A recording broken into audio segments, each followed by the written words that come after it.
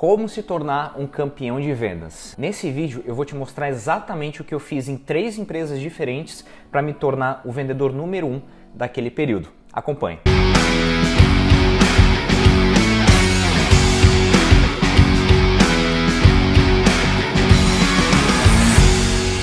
Olá, eu sou o Vitor Luiz e seja muito bem-vindo ao canal Vendas do Zero. Aqui, como você já sabe, nós conversamos sobre marketing digital, empreendedorismo e vendas, principalmente vendas, porque nós acreditamos aqui que se você não vende, você está fazendo um desserviço à sociedade a partir do momento que você tem um produto que agrega à sociedade. Então, se você acredita que você tem um produto que agrega valor e que se você não vende, você está fazendo um desserviço à sociedade, curte esse vídeo aqui, compartilha com seus amigos e também se inscreve aqui no canal que eu tenho certeza que esse vídeo ele vai agregar muito valor. Eu quero compartilhar com você um pouco da minha história e o que eu fiz em 3 empresas diferentes para que eu me tornasse o vendedor número 1. E como é que eu comecei?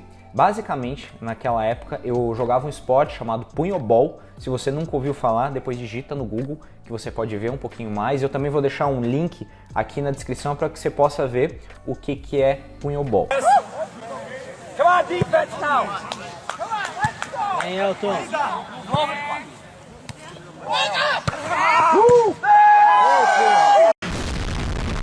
E nesse esporte eu comecei a jogar ele muito cedo, desde os meus 10 anos, e aconteceu que com 13 anos eu fui convocado para a seleção brasileira infantil, uma seleção brasileira de base. Continuei jogando e chegou um ponto onde que eu comecei a ganhar dinheiro jogando esse esporte. Lá no Brasil tinha um programa do governo chamado Bolsa Atleta e eu estava sendo remunerado por esse programa do governo federal, o que fez com que eu vivesse apenas jogando. Porém, chegou um determinado tempo onde que a gente sabia que, como é um esporte muito pequeno, a gente não conseguia viver exclusivamente do esporte. Então, quando chegou os meus 18 anos, eu falei, tá, agora eu vou trabalhar. Mas eu queria trabalhar com alguma coisa que eu gostasse. Então, eu fui para a loja Centauro, que é uma loja onde que vende artigos esportivos. Se você está no Brasil, você conhece. Se você está aqui nos Estados Unidos, você pode pesquisar. Loja Centauro é uma loja muito parecida aqui com a Dick's Sports, onde que só vende artigos esportivos.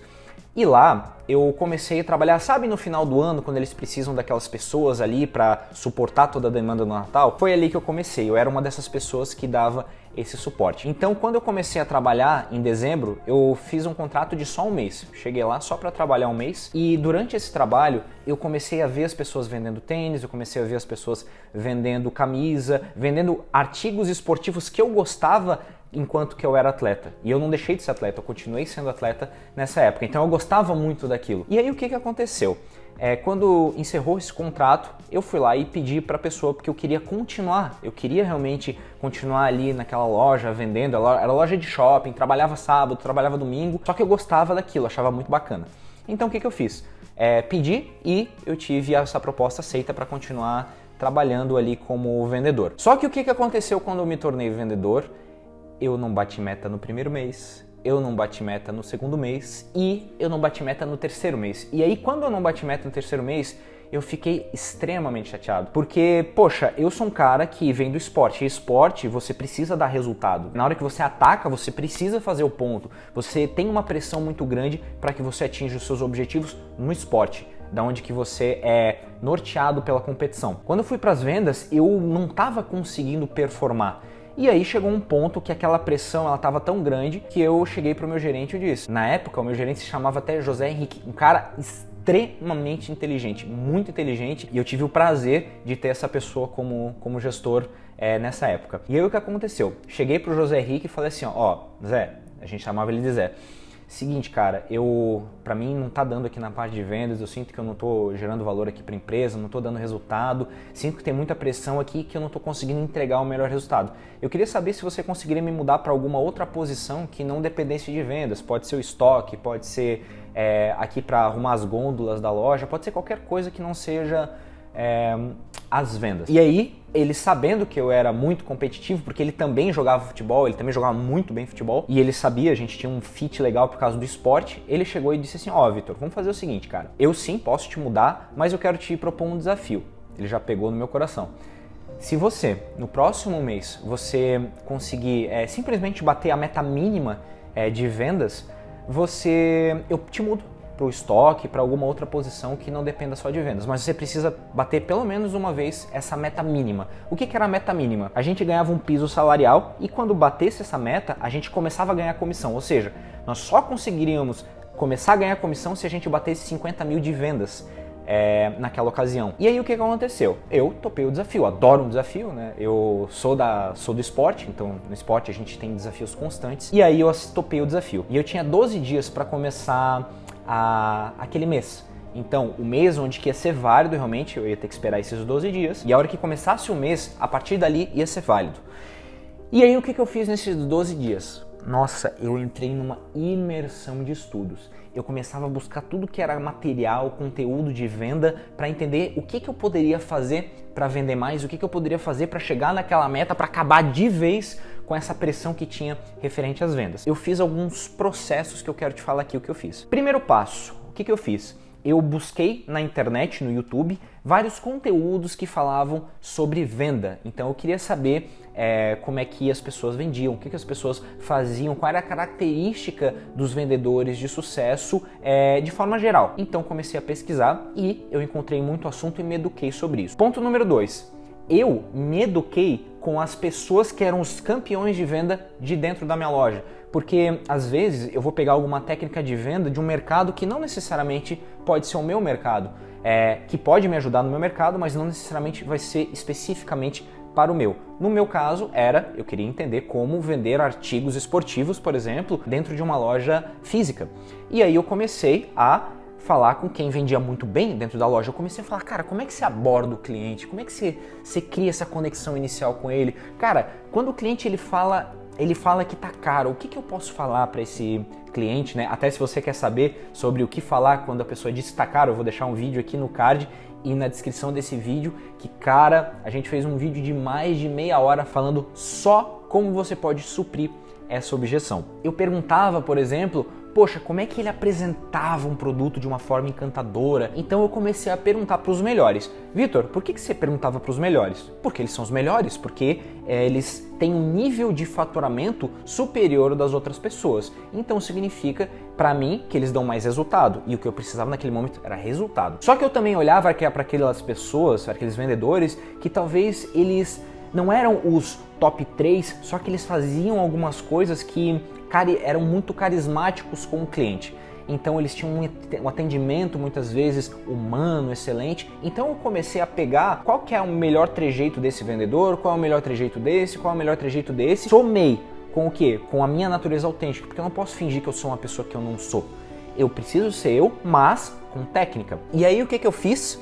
Eu fui lá e quando iniciou o mês eu comecei a fazer tudo aquilo que eu tinha visto através dos meus estudos que funcionava. Os meus estudos com a internet, os meus estudos com os outros vendedores. E aí entrou numa segunda fase. Qual é a segunda fase? A primeira, então, é eu buscar esse conhecimento para entender o que as pessoas estão fazendo dentro do meu mercado que dá certo. O segundo é o quê? É eu ir para o campo de batalha e testar e ver, realmente validar se aquilo que eu estou fazendo está dando resultado, é possível de dar resultado. Então eu entrei em campo. Tudo aquilo que eu tinha aprendido, eu comecei a implementar. Eu até já tinha implementado um pouco antes de começar o mês para entender o que realmente funcionava ou não. E aí, nessa fase número 2, o que eu achei muito importante? Eu entrei em campo e aí eu comecei a ver o que estava dando certo e o que não estava dando certo. Eu comecei a fazer o quê? Ir para a fase número 3, que foi a fase de testes. Então, número 1, buscar conhecimento, se educar. Número 2, é você entrar em campo realmente para fazer acontecer, implementar tudo aquilo que você estudou. O ponto número 3 é você testar em cima daquilo que você implementou. Por quê? Eu entrei para fazer acontecer com base no que eu vi das outras pessoas. Portanto, o que as outras pessoas estavam fazendo certo, eu comecei a fazer e começou a dar muito resultado. Mas eu queria mais resultado. E aí o que eu comecei a fazer? Para cada 5 clientes que eu abordava, ou para cada 5 clientes que estavam em alguma etapa do processo de vendas, ou na abordagem, apresentação do produto, fechamento, encaminhamento para compra de um item adicional, o que eu fazia? Eu testava um argumento que, baseado nos meus estudos, eu acredito que poderia ser melhor. Então, se uma pessoa entrava na loja e eu dizia, posso te ajudar? eu comecei a não falar mais isso. Eu testava uma abordagem diferente, talvez uma abordagem mais específica. Então quando a pessoa ela entrava na loja e ela ia olhar um tênis de corrida, por exemplo, eu chegava para a pessoa e dizia: opa, tudo bem, meu nome é Vitor, você está procurando tênis para corrida? Ou ela entrava na loja e eu dizia assim, ó, poxa, que bacana, esse tênis aqui ele chegou ainda há pouco, você corre? Poxa, mas peraí, cara, por que você estava falando isso, Vitor? Porque se o cara tá olhando um tênis para corrida, eu vou me conectar de uma forma mais humana com ele, era o que eu pensava na época. E aí o que acontecia? A pessoa dizia, pô, sim, eu corro. Poxa, você faz 21 km, você faz maratona, qual tipo de corrida que você faz? Ah, eu faço esse tipo de corrida aqui. Poxa, que bacana, cara, se você precisar, vem falar comigo. Meu nome é Vitor. Aí a pessoa olhava assim, pô, o cara veio aqui, perguntou, criou um relacionamento comigo e saiu. Poxa, que bacana isso, agora eu tô à vontade, mas pô, gostei desse cara. Por que muitas vezes eu saía? Porque eu percebi que quando eu tentava forçar, o cara queria olhar o tênis e aquilo ali ficava incômodo para ele ficar conversando comigo. O cara queria ver o tênis. Então eu chegava, criava um relacionamento inicial e caía fora. Por quê? Porque eu vi que funcionava. Mas como eu vi que funcionava?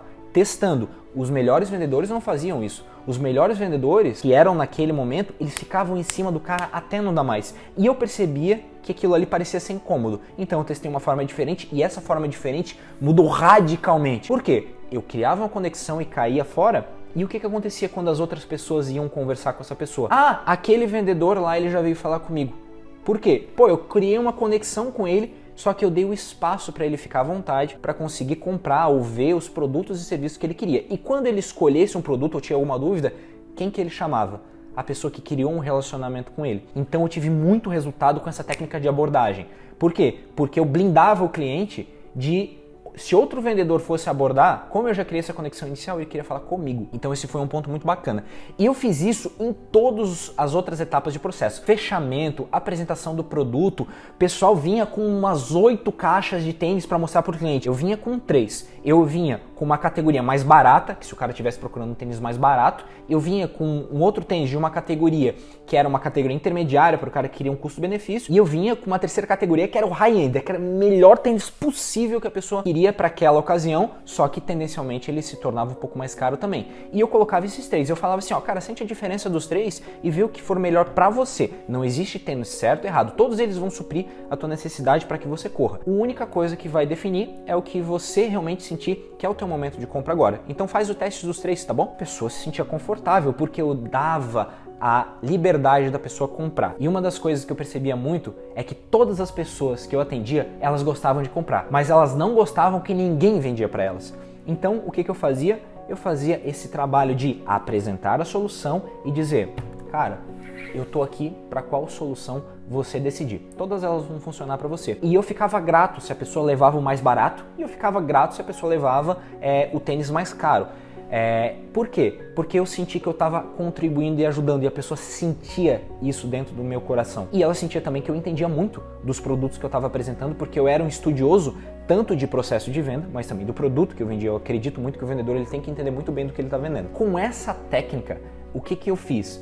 Poxa, eu comecei cada possibilidade de atendimento que eu tinha, eu começava a converter muito, porque os processos que eu estava aplicando eram muito bem estruturados. E eu genuinamente queria ajudar a pessoa e eu genuinamente podia ajudar a pessoa, porque eu entendia exatamente o que eu estava vendendo, porque eu entendia com profundidade o que eu estava apresentando e não só com profundidade teórica. Poxa, eu calçava os tênis, quando os tênis chegavam na loja, eu calçava, eu caminhava para entender o que eu sentia com aquele tênis e falar previamente o que a pessoa vai sentir na hora que ela botar aquele tênis. E ela botava o tênis e ela sentia. Então, esse conhecimento aprofundado dos processos de venda e do produto me fez ter muito resultado dentro desse mercado. E o ponto número 4, depois de eu testar e ver o que está funcionando, o que não está funcionando, para que eu conseguisse aumentar a taxa de conversão das minhas vendas, o ponto número 4 era o quê? Cara, era a vontade de trabalhar. O ponto número 4, ele foi aquele